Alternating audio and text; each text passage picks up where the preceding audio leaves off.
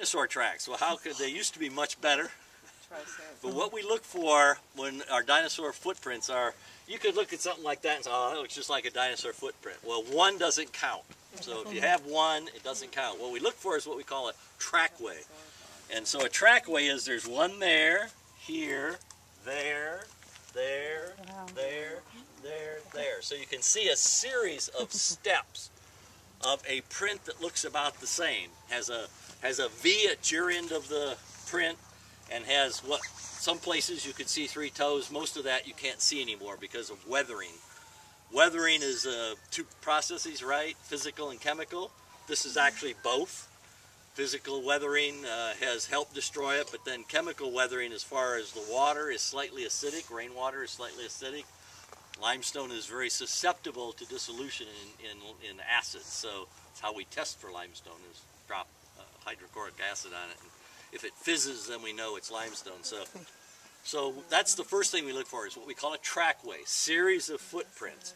The second thing is we look for this little ridge. See the little ridge here?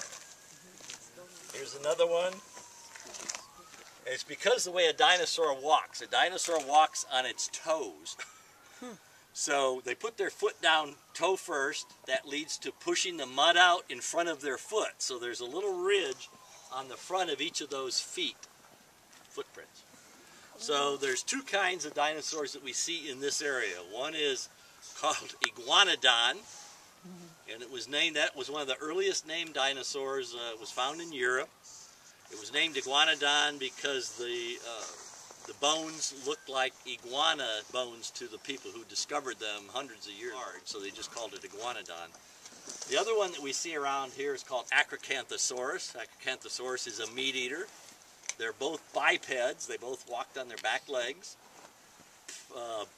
Plant eater. So we talked about earlier up there, this was a shallow water ocean, right? What are dinosaurs doing here? We don't think they ate seaweed. So what we believe, again, what can we learn from a dinosaur footprint? We think they were going somewhere. They were moving from one feeding area to another, possibly a series of islands in this shallow ocean, and they're walking between islands in shallow water, probably no deeper than a foot or so. It was muddy. It wasn't a hard bottom, so it was muddy. So they put their foot down, the mud squeezed out around the foot, and it leaves the footprint. And so that we have lots and lots of footprints. In the hill country, there's more than 70 sites of dinosaur footprints. Just in this area, there's 5 or 6. But all over central Texas, there are dinosaur footprints. Well, how do we know what dinosaur made them? Well, in North Texas and Oklahoma, all the way up into Montana and Canada, we find bones. No bones here. Yes. Especially the chicken. The chicken is probably the most similar, both in its body design, but also its habits, because chickens pick up pebbles to put into their, not their stomach, but in their gizzard, to grind up the things they eat. Well, plant eaters did the same thing. They would pick up rocks and keep them in their stomach. When they walked around, these rocks would bounce around and grind up the material that they ate.